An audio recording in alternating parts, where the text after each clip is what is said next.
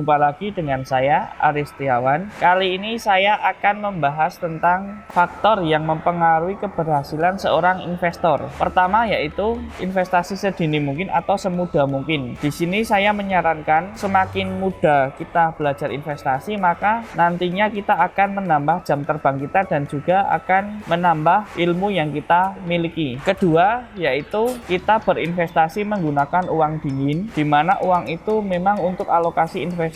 Lalu yang selanjutnya kita memilih saham yang akan kita investasikan. Ketika kita memilih saham ada banyak faktor. Pertama dari segi prospek bisnisnya, dari segi laporan keuangannya, dari manajemennya, dan juga track recordnya. Ini sangat penting untuk memilih saham. Kedua yaitu timing untuk membeli saham. Timing yang paling bagus membeli saham saat saham itu sedang dalam kondisi diskon. Selanjutnya yaitu kesabaran, karena tanpa kesabaran kita tidak bisa memetik hasil investasi kita secara maksimal. Dan juga untuk investasi saham sendiri itu memerlukan waktu yang tidak singkat, yaitu tidak langsung kita membeli saham lalu di detik itu langsung naik, karena mungkin dalam suatu kondisi akan terjadi saham itu naiknya lama, namun ketika ditarik jangka panjang dan kinerjanya bagus, maka harga saham kita cenderung akan lebih tinggi seperti itu.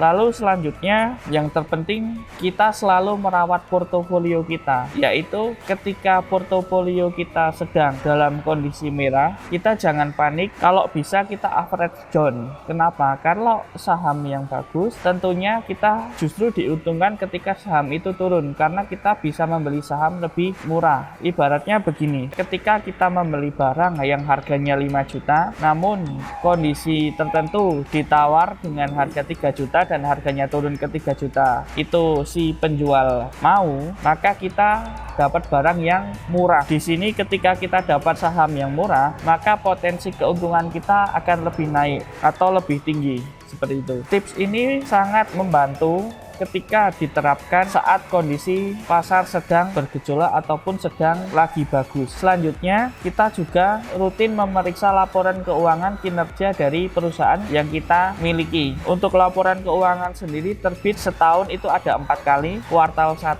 kuartal 2, kuartal 3, dan laporan keuangan tahunan. Untuk laporan keuangan tahunan sendiri nantinya itu akan diaudit dulu. Jadi dari periode kuartal 1, kuartal 2, kuartal 3 dan tahunannya kita harus memantaunya bagaimana kinerja perusahaan yang kita miliki. Ketika kita mempunyai perusahaan yang kinerjanya hebat, bagus, maka ke depan harga sahamnya cenderung akan lebih naik dan dividen ataupun hak yang kita terima harusnya juga ikut naik seperti itu. Kecuali di sini perusahaan yang jarang membagikan dividen, namun kita bisa mendapatkan keuntungan dari capital gain-nya. Sekian tips dari saya. Jangan lupa like, komen, dan share.